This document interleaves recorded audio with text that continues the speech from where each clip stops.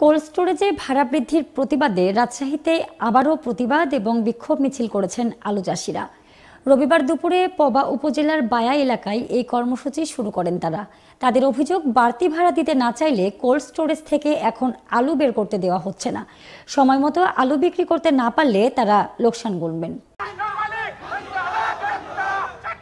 কৃষকেরা জানান, প্রতি কেজি আলুর সংরক্ষণের জন্য আগে 4 টাকা ভাড়া দিতে হতো তাদের। এবার আলু ওঠার সময় ভাড়া বৃদ্ধি করা হয়েছে। তখনও তারা বিক্ষোভ করেন, কিন্তু ভাড়া কমানো হয়নি। এখন আলু বের করতে গেলে কেজি প্রতি 8 টাকা করে চাইছে কোল্ড স্টোরেজ কর্তৃপক্ষ। চাষিরা জানান, মৌসুমের শুরুতে ভাড়া বাড়ানো হলে তারা আন্দোলন করেছিলেন। তখন ভাড়া কমানোর আশ্বাস দিয়েছিল প্রশাসন, কিন্তু কৃষকদের কোনো আশ্বাসের বাস্তবায়ন হয়নি। ভাড়া কমানোর কথা থাকলেও এখনো বস্তা প্রতি 560 টাকা বা কেজিতে প্রায় 8 টাকা করে নেওয়া হচ্ছে। যারা 560 টাকা দিচ্ছেন না, তাদের আলু বের করতে দেওয়া হচ্ছে না।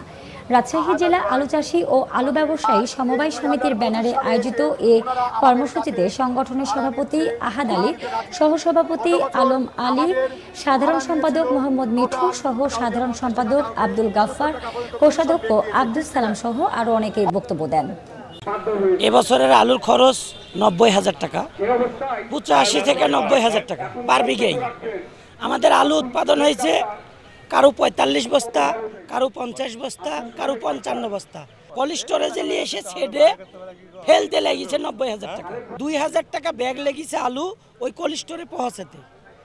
এই 2,000 টাকার আলু আজকের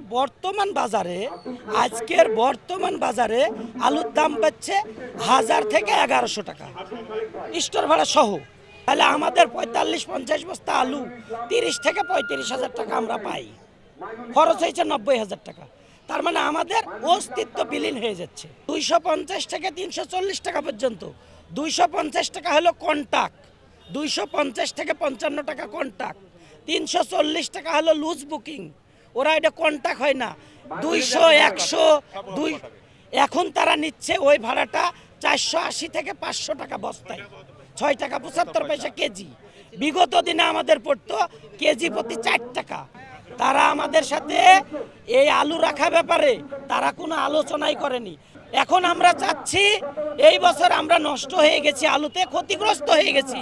গত বছর যে ভাড়াটা ছিল ওই ভাড়াটাই নিতে হবে। কারণ হলো কোনো কিছুর দাম তাদের বাড়ে নাই, বিদ্যুৎ বিল বাড়ে নাই, কর্মচারীর বেতন বাড়ে নাই, কোনো কিচ্ছু বাড়ে নাই। তার জন্য বিগত দিনের ভাড়া যেটা ছিল বিগত বছরের, সেই ভাড়ায় আমাদের কাছ থেকে আদায় করতে হবে।